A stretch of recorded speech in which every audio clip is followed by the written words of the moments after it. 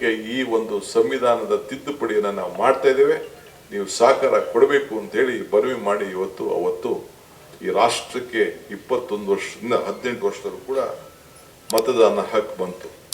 So ಹಂಗೆ ಇದು ಯುವ ಜನಾಂಗದ ಒಂದು ದೊಡ್ಡ ಶಕ್ತಿ ತುಂಬುವಂಥದ್ದು ಯಾವ್ದಾದ್ರು ಸಂದರ್ಭದಲ್ಲಿ ಈ ದೇಶದಲ್ಲಿ ನಡೆದಿದೆ ಅಂದರೆ ಕಾಂಗ್ರೆಸ್ ಸರ್ಕಾರ ಇದ್ದಾಗ ಮಾತ್ರ ಇವತ್ತು ನಡೆದಿದೆ. ಇವತ್ತು ನಾವು ಮತ್ತೊಂದು ನೇರವಾಗಿ ಮತದಾರರ ದರೋಡೆ ಇವತ್ತು ನಡೀತಾ ಇದೆ. ನಾವೀಗ ಕ್ವಿಟ್ ವೋಟ್ ಚಳವಳಿ ಮಾಡಬೇಕಾದಂಥ ನಮ್ಮ ಕರ್ತವ್ಯ ಇದೆ. ಈ ವೋಟ್ ಚೋರಿ ಚಳವಳಿ ಏನು ನಡೀತಾ ಇದೆ ಅದರ ವಿರುದ್ಧ ನಾವು ಈಗ ಹೋರಾಟವನ್ನು ಮಾಡಬೇಕಾದಂಥ ಒಂದು ಪರಿಸ್ಥಿತಿ ಇದೆ. ಆದ್ರಿಂದ ತಾವೆಲ್ಲರೂ ಕೂಡ ಈ ಸಂದರ್ಭದಲ್ಲಿ ನಾನು ನಮ್ರತೆಯಿಂದ ಮನವಿ ಮಾಡ್ಕೊಳ್ತಾ ಇದ್ದೇನೆ. ಎಲ್ಲ ಕೆಲಸಗಳನ್ನು ಬದಿಗಿಟ್ಟು ಇವತ್ತು ನೀವು ಈ ವೋಟ್ ಚೋರಿ ಚಳವಳಿ ಏನು ನಡೀತಾ ಇದೆ ಅದರ ವಿರುದ್ಧವಾಗಿ ಈ ಮತದಾನದ ಹಕ್ಕನ್ನು ಉಳಿಸ್ಕೊಳ್ಳಿಕ್ಕೆ ನಾವು ವೋಟ್ ಚೋರಿ ಚಳವಳಿಯನ್ನು ನಾವೀಗ ಕ್ವಿಟ್ ವೋಟ್ ಚೋರಿ ಚಳವಳಿಯನ್ನು ನಾವು ಮಾಡಬೇಕು ಅಂತೇಳಿ ಎಲ್ಲ ರಾಜ್ಯದ ಎಲ್ಲ ಕಾರ್ಯಕರ್ತರು ಕೂಡ ನಾನು ನಮ್ರತೆಯಿಂದ ಮನವಿಯನ್ನು ಮಾಡ್ತಾ ಇದ್ದೇನೆ. ಸೊ ನಮ್ಮ ವಾರ್ಡ್ನಲ್ಲಿ ನಾವೆಲ್ಲ ಇವತ್ತು ಮಾಡಬೇಕು. ಈಗ ಯುವಕರು ಉದ್ಯೋಗ ಇಲ್ಲ, ದೊಡ್ಡ ರಣರಂಗ ನಡೀತಾ ಇದೆ ದೇಶದಲ್ಲಿ. ಇವತ್ತು ಎಂಪ್ಲಾಯ್ಮೆಂಟ್ ವಿಚಾರದಲ್ಲಿ ಇರ್ಬೋದು, ನೀಟ್ ವಿಚಾರದಲ್ಲಿ ನಡೀತಾ ಇದೆ. ಆದರೆ ಪಾರದರ್ಶಕವಾದಂಥ ವಿದ್ಯಾಭ್ಯಾಸಕ್ಕೆ ನಾವು ಶಕ್ತಿಯನ್ನು ತುಂಬಬೇಕು ಅಂತೇಳಿ ನಾನು ಕೂಡ ಇದರ ಬಗ್ಗೆ ದೊಡ್ಡ ಆಲೋಚನೆ ಮಾಡಿ 70,000 ಯುವಕರನ್ನು ತುಂಬಿಸುವಂಥ ಈ ಒಂದು ಫಸ್ಟ್ ಫೇಸ್ನಲ್ಲಿ ಈ ಕಾರ್ಯಕ್ರಮ ಈಗಾಗಲೇ ನಡೀತಾ ಇದೆ. ಈಗ ಯುವ ಜನಾಂಗ ಕರ್ನಾಟಕಕ್ಕೆ ಒಂದು ಶಕ್ತಿಯನ್ನು ಕೂಡ ತುಂಬುತ್ತದೆ ಅನ್ನೋದು ನಮಗೆ ನಂಬಿಕೆ ಇದೆ. ಸೊ ಪ್ರತಿಯೊಬ್ಬರು ಕೂಡ ಯುವಕರಿಗೆ ಒಂದು ಮಾರ್ಗದರ್ಶನವನ್ನು ನಾವು ಕೊಡಬೇಕಾಗ್ತದೆ. ಆ ನಿಟ್ಟಿನಲ್ಲಿ ಯುವ ಕರ್ನಾಟಕದ ಮೂಲಕ ಯುವ ಭಾರತವನ್ನು ನಿರ್ಮಾಣ ಮಾಡಬೇಕು. ನಮ್ಮ ಗುರಿ ಇಂದಲ್ಲ ನಾಳೆ ಅಲ್ಲ, 28 ಜೊತೆಗೆ 29 ಕೂಡ ನಮ್ಮ ಗುರಿ, ಈ ರಾಜ್ಯದ ಕಾಂಗ್ರೆಸ್ಸಿಗರ ಗುರಿ ಅನ್ನೋದನ್ನು ಕೂಡ ನಾವೆಲ್ಲ ಇಟ್ಕೊಳ್ಬೇಕಾಗ್ತದೆ. ಕಾಂಗ್ರೆಸ್ಸು ಮುಕ್ತ ಮಾಡ್ತೀವಿ ಅಂತ ಹೇಳಿ ಕೆಲವರು ಪ್ರಯತ್ನವನ್ನು ಮಾಡ್ತಾ ಇದ್ದಾರೆ. ಈ ದೇಶದಲ್ಲಿ ಕಾಂಗ್ರೆಸ್ ಶಕ್ತಿ ಈ ದೇಶದ ಶಕ್ತಿ, ಕಾಂಗ್ರೆಸ್ ಇತಿಹಾಸ ಈ ದೇಶದ ಇತಿಹಾಸ. ಯಾರು ಕೂಡ ಈ ಕಾಂಗ್ರೆಸ್ ಅನ್ನ ತಗಲಾಕ್ಲಿಕ್ಕೆ ಸಾಧ್ಯ ಇಲ್ಲ. ಈ ಕಾಂಗ್ರೆಸ್ ರಾಜ್ಯದ ಈಗ ದಕ್ಷಿಣ ಭಾರತದಲ್ಲಿ ತಮಿಳುನಾಡಲ್ಲಿ ಆಯ್ತಾ, ಕೇರಳಲ್ಲಾಯ್ತಾ, ಆಂಧ್ರಲ್ಲಾಯ್ತಾ, ತೆಲಂಗಾಣದಾಗ್ತಾ ಇದೆ. ಈ ಕೆಳಗಡೆಯಿಂದ ದೀಪ ಉರಿತದೆ, ದೀಪ ಉರಿದು ದೀಪ ಪ್ರಜ್ವಲವಾಗಿ ಬೆಳೀತದೆ. ಹಂಗೆ ಇಡೀ ಭಾರತ ಉದ್ದಗಲೂ ಕೂಡ ಇದಕ್ಕೆ ದೊಡ್ಡ ಶಕ್ತಿಯನ್ನ ತುಂಬುತ್ತದೆ. ಸೊ ತಾವು ಇದಕ್ಕೆ ಈ ಭಾರತದ ಸ್ವತಂತ್ರ ಸಂಗ್ರಾಮದಲ್ಲಿ ಯಾವ ರೀತಿ ನಿರ್ಣಾಯಕವಾದಂಥ ತೀರ್ಮಾನವನ್ನ ಹಿಂದಿನ ಹಿರಿಯರು ಮಾಡಿದ್ರು, ಹಂಗೆ ಈ ರಾಜ್ಯದಿಂದ ಹೊಸ ಪೀಳಿಗೆ ಮಹಾತ್ಮ ಗಾಂಧೀಜಿಯವರು ಏನು ನಮಗೆ ನುಡಿಯನ್ನ ಕೊಟ್ಟರು, ಹೆಜ್ಜೆ ಹಾಕಿದ್ರು, ಈ ದೇಶಕ್ಕೆ ಯಾವ ರೀತಿ ನಾಯಕತ್ವವನ್ನು ಕೊಟ್ಟರು, ಆ ರೀತಿ ಯಾವ ಅಧಿಕಾರ ಕೂಡ ಅವರು ಬಯಸಲಿಲ್ಲ. ಸಂಗೆ ಇವತ್ತು ಈ ದಿನ ಕೂಡ ಬಹಳ ಭಾರತೀಯರಿಗೆ ಪ್ರತಿಯೊಬ್ಬರು ಕೂಡ ರಾಷ್ಟ್ರಭಕ್ತಿ ಮತ್ತು ಜವಾಬ್ದಾರಿಯನ್ನ ನೆನಪು ಕೊಡುವಂತ ಒಂದು ಪವಿತ್ರವಾದಂಥ ದಿನ ಅಂತೇಳಿ ನಾನು ತಮ್ಮಲ್ಲಿ ಕೇಳ್ಕೊಳ್ತೇನೆ. ನಮ್ಮ ರಾಜ್ಯದಲ್ಲೇ ಅನೇಕ ಜಾಗಗಳಿದೆ, ಇತಿಹಾಸ ಇದೆ. ಇವತ್ತು ಚಿಕ್ಕಬಳ್ಳಾಪುರದಲ್ಲಿ ಇರ್ಬೋದು, ಶಿವಮೊಗ್ಗದ ಶಿಕಾರಿಪುರದ ಈಸೂರು ಇರ್ಬೋದು, ಇಂಥ ಅನೇಕ ನಮ್ಮ ರಾಜ್ಯದಲ್ಲಿ ಮದ್ದೂರಿನಲ್ಲಿ ಇರ್ಬೋದು, ಎಲ್ಲ ಕೂಡ ಇದೆ.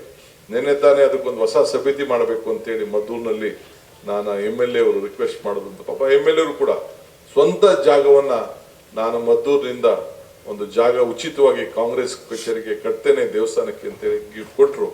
ನಾನೇ ಹೋಗಿ ಗಿಫ್ಟು ರಿಸೀವ್ ಮಾಡಿಕೊಂಡು ರಿಜಿಸ್ಟರ್ ಮಾಡಿಕೊಂಡು ನಾನು ಬಂದಿದ್ದೇನೆ. ಸೊ ಹಂಗೆ ಈ ನಿಸ್ವಾರ್ಥ ಸೇವೆಯನ್ನು ನಮ್ಮ ಅನೇಕರು ಕಾರ್ಯಕರ್ತರು, ಮುಖಂಡಗಳು, ನಾಯಕರುಗಳು ಕೂಡ ಮಾಡ್ಕೊಂಡು ಬಂದಿದ್ದಾರೆ. ಇವತ್ತು ಜ್ಞಾನವೇ ಪ್ರಗತಿಯ ಮೂಲ. ಹಂಗೆ ಇವತ್ತು ನಾವೆಲ್ಲ ಕೂಡ ಯುವಕರು, ಯುವ ಕರ್ನಾಟಕ, ನವಭಾರತ, ಇದು ನಮ್ಮ ಮಂತ್ರವಾಗಿ ಇವತ್ತು ಉಳ್ಕೊಳ್ಬೇಕು. Faith can be a big moment. ಅದೇ ಒಂದು ಮೌಂಟನ್. ನಂಬಿಕೆ ಇಲ್ಲ ಅಂದ್ರೆ ಏನು ಮಾಡ್ಲಿಕ್ಕೆ ಸಾಧ್ಯ ಇಲ್ಲ. ಹಂಗೆ ನಮ್ಮೆಲ್ಲರೂ ಕೂಡ ದೇಶದ ಪ್ರತಿಯೊಂದರಲ್ಲೂ ಅಚಲವಾದಂಥ ನಂಬಿಕೆ ಈ ಸಂದರ್ಭದಲ್ಲಿ ನಮ್ಮ ಪಕ್ಷದ ಮೇಲೆ ತಾವೆಲ್ಲ ಇಟ್ಕೊಂಡಿದ್ದೀರಿ. ಈ ಪಕ್ಷ ವ್ಯಕ್ತಿಗಲ್ಲ, ಯಾವತ್ತೂ ಕೂಡ ನಾನು ಈಗ ಅನೇಕ ಸಂದರ್ಭದಲ್ಲಿ ಹೇಳಿದ್ದೇನೆ, ವ್ಯಕ್ತಿ ಪೂಜೆ ಮಾಡಕ್ ಹೋಗ್ಬೇಡಿ, ಪಕ್ಷದ ಪೂಜೆ ಮಾಡಿ. ವ್ಯಕ್ತಿ ಮೇಲೆ ಮಾಡೋದಲ್ಲ. ಡಿ ಕೆ ಶಿವಕುಮಾರ್ ಇರ್ತಾನೋ, ಸಿದ್ದರಾಮಯ್ಯ ಇರ್ತಾರೋ, ಹರಿಪ್ರಸಾದ್ ಇರ್ತಾರೋ, ರಾಮಲಿಂಗರು ಇರ್ತೀವೋ ಅನ್ನೋ ಮುಖ್ಯ ಅಲ್ಲ. ಈ ರಾಷ್ಟ್ರಧ್ವಜ ಯಾರ ಮೇಲೂ ಕೂಡ ಬೇರೆ ಕೆಲ್ಲಿ ಇಳಿಸ್ಕೊಳ್ಳಿಕ್ಕೆ ಸಾಧ್ಯ ಇಲ್ಲ. ಇದು ಕೂಡ ತಾವು ಭಕ್ತರಿಗೆ ಇರಲಿ ಅಂತ ಈ ಸಂದರ್ಭದಲ್ಲಿ ಹೇಳಿ, ಮುಂದೆ ಜೊತೆಗೆ ನಾನು ಪ್ರತಿಯೊಂದು ಪಂಚಾಯತಿಗೆ ಕಾರ್ಯಕರ್ತರಿಗೆ ಶಕ್ತಿ ತುಂಬಬೇಕು ಅಂತೇಳಿ ಪ್ರತಿಯೊಂದು ಪಂಚಾಯತಿಗೂ ಕೂಡ ನಾನು ಅಧ್ಯಕ್ಷರಾದ ಮೇಲೆ 15 ಜನ ನಾವು ಈ ಗ್ಯಾರಂಟಿ ಸಮಿತಿ ಸದಸ್ಯರನ್ನು ನಾವು ಮಾಡಿದ್ದು. ಈಗ ತಾಲೂಕು ಮಟ್ಟದಲ್ಲಿ, ಜಿಲ್ಲಾ ಮಟ್ಟದಲ್ಲಿ ಮಾಡಿದ್ದು.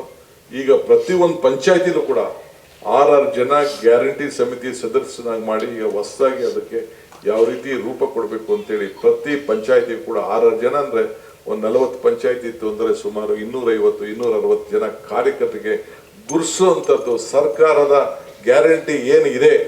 5 ಬೆರಳು, ನಾನು ಅನೇಕ ಭಾಷೆಗಳಲ್ಲಿ ಹೇಳಿದ್ದೀನಿ, 5 ಬೆರಳು ಸೇರಿ ಈ ಕೈ ಗಟ್ಟಿ ಆಯಿತು, 5 ಕಾರ್ಯಕ್ರಮ ಸೇರಿ ಈ ಕೈಗೆ ಮುಷ್ಟಿ ಆಯಿತು. ಹಂಗೆ ಹೇಳಿದ್ದೇನೆ. ಚುನಾವಣೆಯಲ್ಲಿ ಹೇಳಿದೆ, ಕಮಲ ಕೆರೆಯಲ್ಲಿದ್ದರೆ ಚಂದ, ತೆನೆ ಹೊಲದಲ್ಲಿದ್ದರೆ ಚಂದ, ಈ ದಾನ ಧರ್ಮ ಮಾಡುವ ಕೈ ಅಧಿಕಾರದಲ್ಲಿದ್ದರೆ ಮಾತ್ರ ಚಂದ ಅಂತ ಹೇಳಿದೆ. ಹಂಗೆ ಈ ದಾನ ಧರ್ಮ ಮಾಡುವ ಕೈ ವಿಧಾನಸೌಧದಲ್ಲಿ ಅಧಿಕಾರ ಇದ್ದದಕ್ಕೆ ಇವತ್ತು 1,21,00,000 ಗೃಹಲಕ್ಷ್ಮಿ ಮಹಿಳೆಯರಿಗೆ ಅಕೌಂಟ್ಗೆ ನೇರವಾಗಿ 2,000 ರೂಪಾಯಿ ಹೋಗ್ತಾ ಇದೆ. 1,60,00,000 ಕುಟುಂಬಗಳಿಗೆ 1 ಕೋಟಿ ಎಲ್ಲರಿಗೂ ಕೂಡ ಮನೆ ಗೃಹ ಜ್ಯೋತಿ ಬೆಳಗ್ತಾ ಇದೆ. ಸುಮಾರು 4 ಕೋಟಿ ಹೆಚ್ಚು ಜನರಿಗೆ ಇವತ್ತು ಅನ್ನಭಾಗ್ಯವನ್ನು ಕೊಡ್ತಾ ಇದ್ದೀವಿ. ರಾಮಲಿಂಗಾರೆಡ್ಡಿ ಅವರ ಮುಖಂಡತ್ವದ ಏನು ಶಕ್ತಿ ಯೋಜನೆ ಪ್ರಾರಂಭ ಮಾಡ್ತಾ ಇದ್ದಾರೆ. ಪ್ರತಿದಿನ ಎಷ್ಟು ಜನ ನನ್ನ ತಾಯಂದಿರು ಉಚಿತವಾಗಿ ಪ್ರಯಾಣ ಮಾಡ್ತಾ ಇದ್ದಾರೆ, ಇದನ್ನು ನೋಡ್ತಾ ಇದ್ರಲ್ಲ. ಯಾವ ದೇವಸ್ಥಾನಕ್ಕಾಗಲಿ, ಯಾವ ಕೋರ್ಟ್ಗಾಗಲಿ, ಯಾವ ಸಂಬಂಧಕ್ಕಾಗಲಿ ನಿಮ್ಮನ್ನು ಬರ್ಬೇಕಾದ್ರೆ ಫ್ರೀಯಾಗೆ ಉಚಿತವಾಗಿ ಬಸ್ಸಲ್ಲಿ ಹೋಗ್ತಾ ಇದೆ, ಪ್ರಯಾಣ ಮಾಡ್ತಾ ಇದ್ದಾರೆ. ಈ ಕಾರ್ಯಕ್ರಮ ಪ್ರಧಾನಮಂತ್ರಿ ಅವರು ಟೀಕೆ ಮಾಡಿದ್ರು, ಬಿಜೆಪಿಯವರು ಟೀಕೆ ಮಾಡಿದ್ರು. ಇವತ್ತು ನಮ್ಮ ಕಾರ್ಯಕ್ರಮ ನೋಡಿ, ಕಾಂಗ್ರೆಸ್ ಕಾರ್ಯಕ್ರಮ ನೋಡಿ, ಇಡೀ ದೇಶದ ಕಾರ್ಯಕ್ರಮ ಆಗಿ ಇವತ್ತು ಪರಿವರ್ತನೆ ಆಗಿದೆ. ಕರ್ನಾಟಕದ ಮಾದರಿ ಈ ದೇಶಕ್ಕೆ ಮಾದರಿ ಅನ್ನೋದನ್ನ ನಾವು ನೋಡಿಕೊಂಡು ತಾವು ಬರ್ತಾ ಇದ್ದೀವಿ. ಅದರಿಂದ ಹಿಂದೆ ಯಾವ ರೀತಿ 78ರಲ್ಲಿ ಏನು ಜನತಾ ಪಕ್ಷ ಅಧಿಕಾರಕ್ಕೆ ಬಂದಂಥ ಸಂದರ್ಭದಲ್ಲಿ ನಮ್ಮ ಕರ್ನಾಟಕ ರಾಜ್ಯ ಆವತ್ತು ಕೂಡ ಹಿಂದಕ್ಕೆ ಹೋಗಲಿಲ್ಲ. ಕರ್ನಾಟಕ ರಾಜ್ಯದಲ್ಲಿ ಕಾಂಗ್ರೆಸ್ ಸರ್ಕಾರ ರಚನೆ ಆಯಿತು, ದೇವರಾಜ ಅರಸರ ಕಾಲದಲ್ಲಿ ರಚನೆ ಆಯಿತು. ಹಂಗೆ ಇವತ್ತು ಎಲ್ಲ ಜನಾಂಗದ ಶಾಂತಿಯ ತೋಟ ಈ ಕರ್ನಾಟಕ ರಾಜ್ಯ. ಮತ್ತೆ ಈ ಕರ್ನಾಟಕ ರಾಜ್ಯದಿಂದನೇ ಈ ದೇಶದಲ್ಲಿ ಮತ್ತೆ ಈ ದೇಶವನ್ನು ಉಳಿಸುವಂಥ ಕೆಲಸ ಆಗಬೇಕು. ಆ ನಿಟ್ಟಿನಲ್ಲಿ ನೀವೆಲ್ಲ ಸೇರಿ ಕೆಲಸ ಮಾಡಬೇಕು. ತಾವು ಇಷ್ಟು ದೊಡ್ಡ ನಮ್ರತೆಯಿಂದ, ಇಷ್ಟು ದೊಡ್ಡ ಸಂಖ್ಯೆಯಲ್ಲಿ ತಾವೆಲ್ಲ ಸೇರಿ ಇಂಥ ಒಂದು ಪವಿತ್ರವಾದಂಥ ಕ್ವಿಟ್ ಇಂಡಿಯಾ ಚಳವಳಿಯ ಕಾರ್ಯಕ್ರಮದಲ್ಲಿ ಭಾಗವಹಿಸಿ ಮತ್ತೆ ಈ ದೇಶವನ್ನು ಉಳಿಸ್ಕೊಳ್ಬೇಕು ಅಂತ ಹೇಳಿ, ಮತ್ತೆ ಈ ರಾಷ್ಟ್ರದಲ್ಲಿ ಈ ಕಾಂಗ್ರೆಸ್ ಪಕ್ಷ ಅಧಿಕಾರಕ್ಕೆ, ಈ ದೇಶಕ್ಕೆ ಯಾರು ಸ್ವಾತಂತ್ರ್ಯ ತಂದುಕೊಟ್ರು ಆ ಪಕ್ಷದಲ್ಲಿ ಮತ್ತೆ ಈ ರಾಷ್ಟ್ರಧ್ವಜ ಹಾರಿಸುವಂಥ ಕೆಲಸಕ್ಕೆ ತಾವು ಕಾರಣಕರ್ತರಾಗಬೇಕು. ಇದಕ್ಕೆ ಮುಂದುವರಿರಿ ಅಂತೇಳಿ ನಾನು ಪ್ರಾರ್ಥನೆ ಮಾಡಿ ನಿಮ್ಮೆಲ್ಲರೂ ಕೂಡ ಶುಭವನ್ನು ಹಾರೈಸಿ ನನ್ನ ಮಾತನ್ನು ಮುಗಿಸ್ತೇನೆ.